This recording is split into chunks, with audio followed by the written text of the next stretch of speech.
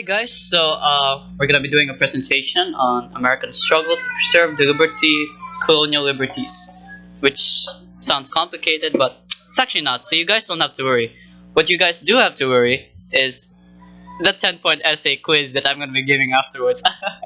yeah, I'm just joking. It's just a 9-point essay quiz. So in 1620, a group of English separatists called the Pilgrims set sail for America and sought a land where they would be free to worship God without government opposition. So there they settled in America and founded the Plymouth colony. The Pilgrim leaders realized the need for discipline to maintain order among themselves because they knew that unchecked freedom leads to anarchy. So while still aboard the Mayflower, see the ship, guys, the one with the that's because it's the only picture there. They drafted a temporary agreement called the Mayflower Compact, establishing civil authority for the Plymouth colony. And after that, 10 years later, a steady migration of another group, the Puritans, crossed the Atlantic. These Puritans believed that they had been sent on a divine mission.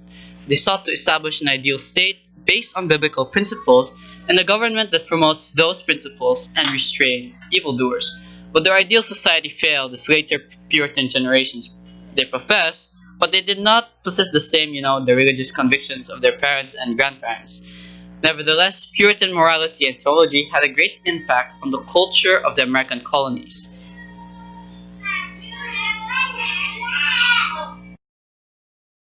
Continuing on from our previous topic, we learned that two groups came to the Americas, the Pilgrims and the Puritans. However, what we're going to talk about in this topic is how the British people could not allow the Americans to live in peace. So they put restrictions. And here I'm going to discuss three things that they did, their restrictions. So Britain was faced with the development of a worldwide empire that was neither planned nor organized. Furthermore, it was bankrupt because of the cost of the French and the Indian War. Britain therefore looked to its colonies to pay their own way by making financial contributions to the mother country in exchange for the benefits Britain provided. So it's like extortion, but we're not gonna call it that. So the colonists raised their voices in protest while remaining loyal to both king and country. After enjoying nearly 150 years of non-interference, the American colonists resented the new parliamentary measures as an invasion of their internal affairs. They believed that Parliament had overstepped its authority and had violated the colonial charters. These charters specified that all powers of taxation rested with the colonial assemblies and not with the houses of Parliament. Thus, the issue was not the amount of the taxes, but who should levy, and collect taxes. No taxes without representation. So guys, we're not really familiar with the PowerPoint, so we may not be able to cut some parts out, like my cringy dad jokes, but please bear with us. So, American independence attitude toward war.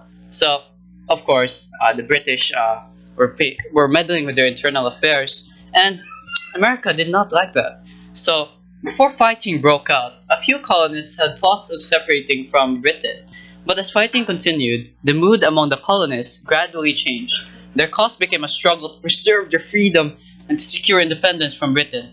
This spirit was clearly stated on July 4th, 1776, in the Declaration of Independence. That document, written primarily by Thomas Jefferson and adopted by the Continental Congress, which is to this day they celebrate the 4th of July with enthusiasm and fireworks.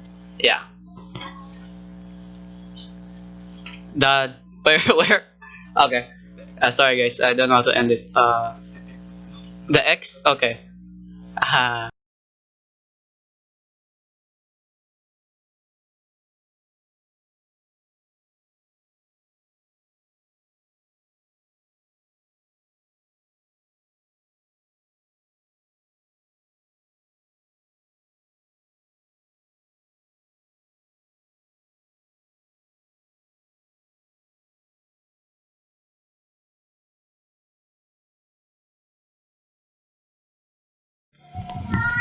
hey guys, welcome back. And I mean, not welcome back. You've been here the whole time, right? Okay. So if you guys hear like background music, don't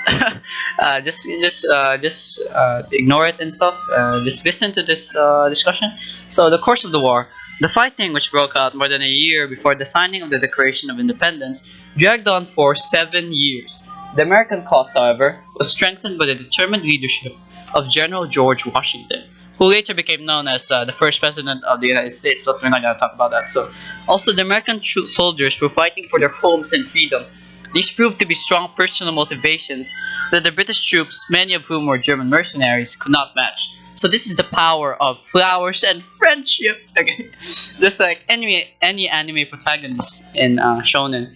So the turning point of this war came in October 1777 when the American forces won a major victory over the British at Saratoga, New York.